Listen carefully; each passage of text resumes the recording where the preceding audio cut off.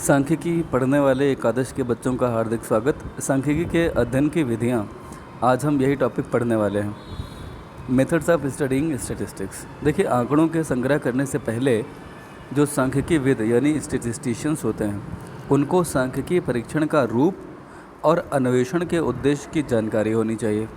यानी कि सांख्यिकी परीक्षण यानी कि स्टैटिस्टिकल एक्सपेरिमेंट जो हो रहा है वो किस फॉर्म में होगा, उसका फॉर्मेट क्या है, और अन्वेषण यानी कि इन्वेस्टिगेशन के उद्देश्य क्या हैं, ऑब्जेक्टिव्स ऑफ द इन्वेस्टिगेशन। ये दो चीज़ें पता होनी चाहिए। यानी कि जो आप परीक्षण करने वाले हैं वो किस फॉर्म में होगा और वो क्यों होगा, ये पता होना चाहिए। तो सांख्यिकी अध्ययन को सुलभ बनाने के लिए सांख्यिकी की विषय सामग्री, उसकी प्रकृति और उसकी सीमाओं की जानकारी होना भी आवश्यक है, जो आपने काफ़ी हद तक जानने की कोशिश की थी। अब हम ये जानते हैं कि सांख्यिकी की जो विषय सामग्री है वह दो भागों में बटी है।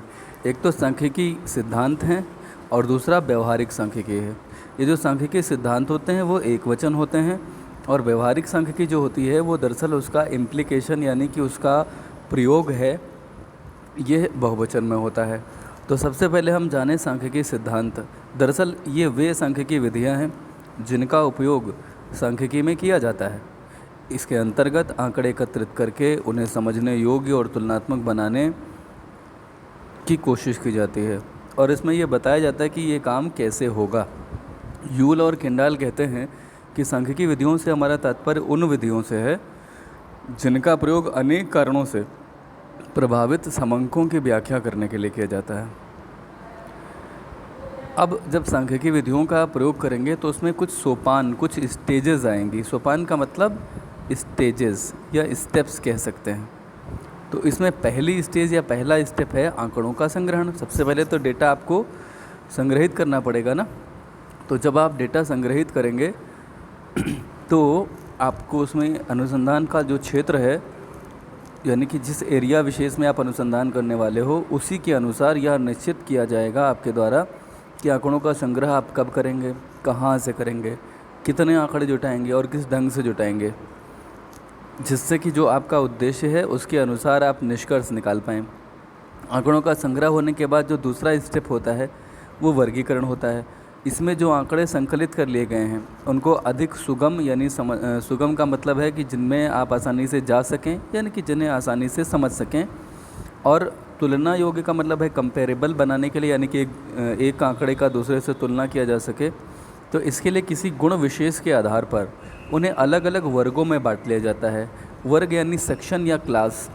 तो वर्गीकरण का जो आधार है वह वजन, रंग, स्थान, जाति, धर्म, ये सब गुण हैं, इनके आधार पर हो सकता है। जैसे क्लासेस होते हैं विद्यालयों में, तो कोई कक्षा 11 का विद्यार्थी है, कोई 12 का विद्यार्थी है, उनमें भी गुण क्या है कि कोई साइंस वर्ग का है, कोई वाणिज्य वर्ग का है, या कोई ह्यूमैनिटी मानविकी का है। तो अब बात आती है कि ये गुण ही तो हैं, विशेषताएं जो होती हैं वो गुणों या अवगुणों के आधार पर होती हैं। तो यहाँ जब हम गुण बोलते हैं तो यहाँ पर गुण का मतलब वर्चूज़ से नहीं होता है, यहाँ पर विशेषता से होता है।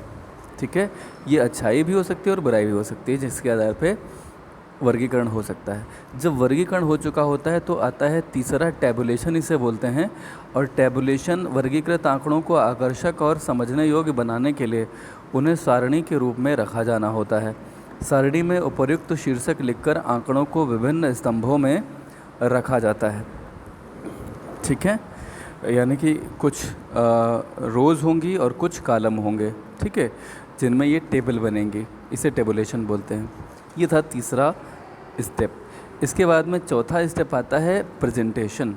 जो टेबल होती है वो भी अपने आप में एक प्रेजेंटेशन ही है, उसे टेबलर प्रेजेंटेशन बोलते हैं, यानी कि सारणीय प्रस्तुतिकरण। लेकिन उसके अलावा भी और कई तरीके हैं प्रेजेंटेशन के, जिसे बिंदु रेखा प्रेजेंटेशन या चित्रों द्वारा प्रेजेंटेशन भी कहा जाता है। तो माध्य द्वारा आंकड़ों को एक प्रतिनिधि के रूप में प्रदर्शित किया जाता है ताकि अन्य आंकड़ों में उसकी तुलना की जा सके। दूसरी श्रेणियों से संबंध स्थापित करना, यानी कि तुलना करना। जब आप संबंध कहीं पे भी कुछ श्रेणियों के साथ अध्ययन करना चाहते हैं तो दरअसल आप तुलना करके ही संबंध स्थापित कर पाते हैं। इसके लिए सहसंबंध गुणांक या कुछ और ऐसी ही विधियाँ उपयोग में लाई जाती हैं। प्रेजेंटेशन के बाद कोरिलेशन वगैरह स्थापित करने के बाद एक और आता है इंटरप्रिटेशन, यानी कि व्याख्या करना। व्याख्या करना, तो व्याख्या में क्या होगा, दो प्रकार के आंकड़ों की तुलना करके जो फल प्राप्त होते हैं उससे निष्कर्ष निकाले जाते हैं। परिणाम को सरल शब्दों में व्यक्त किया जाता है और जो निष्कर्ष आप निकालते हैं उसके आधार पे आप भविष्य के अनुमान लगाते हैं। पूर्व अनुभव और परिणाम जो आपको मिले हैं इसके आधार पे भावी गति की ओर निर्देश दिया जा सकता है या भविष्यवाणी की जा सकती है।